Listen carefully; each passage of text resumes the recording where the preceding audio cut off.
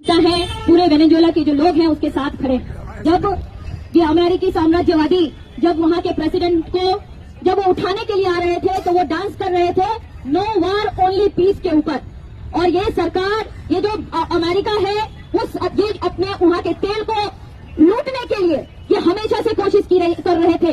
ह्यूगो Chavez के समय से लेकर के अभी तक ये, क्योंकि उन्होंने नेशनलाइज किया अपने तेल को और उसको अपने लोगों के लिए यूज करने का काम किया, तो इनको खलबली मचने लगी। इनको लगा कि अमेरिका को हमेशा लगता है कि साउथ अमेरिका जो है उनकी बागवानी है, वो और सारे कंट्री को, जितने भी देश है उसको हड़पने का एंड प्रकार हड़पने की कोशिश करते।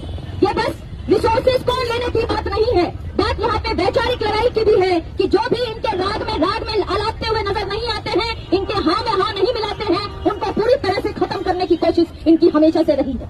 चाहे वो अफगानिस्तान हो, ईरान हो, सीरिया हो, वो सारे देश को, और अभी फिलिस्तीन की बात हमारे कॉमरेड ने भी बताया कि किस तरह से वहाँ पे ह्यूमन राइट्स वायलेशंस किया गया, हजारों लोगों को मारा गया। और ये हमेशा से ऐसी ताकतों के साथ हमेशा खड़े रहते हैं और ये तेल के लिए, ये पूरी तरह से रिसोर्सेज को एक्सप्लॉइट करने के लिए ये हमेशा ऐसा करती रही। और इसके खिलाफ अगर कोई बोलने की कोशिश करता है, वो एक छोटा सा एक कंट्री जो कि उनके पास में, उनके पड़ोस में रह करके उनको आंख दिखाने की कोशिश किया, तो आज देखिए कि उनके प्रेसिडेंट को ही रातों रात उठा करके ले जाते हैं। क्या ये किसी देश के संप्रभुता पे, उनके सॉवरेनिटी पे क्या हमला नहीं है? लोग कहते हैं कि ये इंटरनेशनल इशू है। क्या ये बस इंटरनेशनल इशू है? आज वो वहाँ हमला कर रहे हैं, हमारे पड़ोस में अफगानिस्तान को कब्जा करने की कोशिश कर रहे हैं, किसी दिन हमारे संप्रभुता पे भी ये हमला कर सकते हैं। ये इसीलिए जरूरी है कि ये ना अपने अंतर्राष्ट्रीय जो लॉज हैं उनको मानते हैं, ना या किसी देश के सॉवरेनिटी को करते हैं। ये तरह की बातें करके, क्या आप जानते होंगे कि इराक पे हमला करने से पहले बोले उनके पास केमिकल वेपन्स है,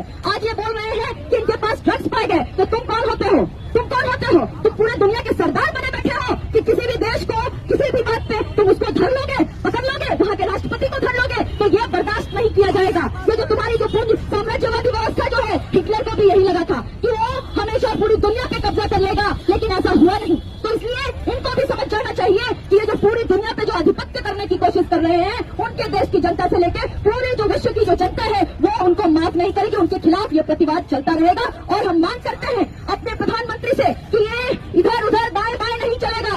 आपको भी ऐसे देश के साथ वेनेजुएला के प्रेसिडेंट को रिहा करने के लिए आपको स्टेटमेंट देना चाहिए, चाहे क्योंकि जितने भी कमजोर देश हैं जो अपनी संप्रभुता के लिए लड़ रहे हैं, अपने आइडेंटिटी के लिए लड़ रहे हैं, अगर आज हम उनके साथ खड़े नहीं होंगे तो कल हमारे साथ भी खड़े होने के लिए नहीं आएंगे। तो इसी मांग के साथ उनको रिहा करने के लिए और उन जिस बात को लेकर के वो उस रात में थे, उसी बात के साथ हम खत्म करते हैं अपनी बात। No war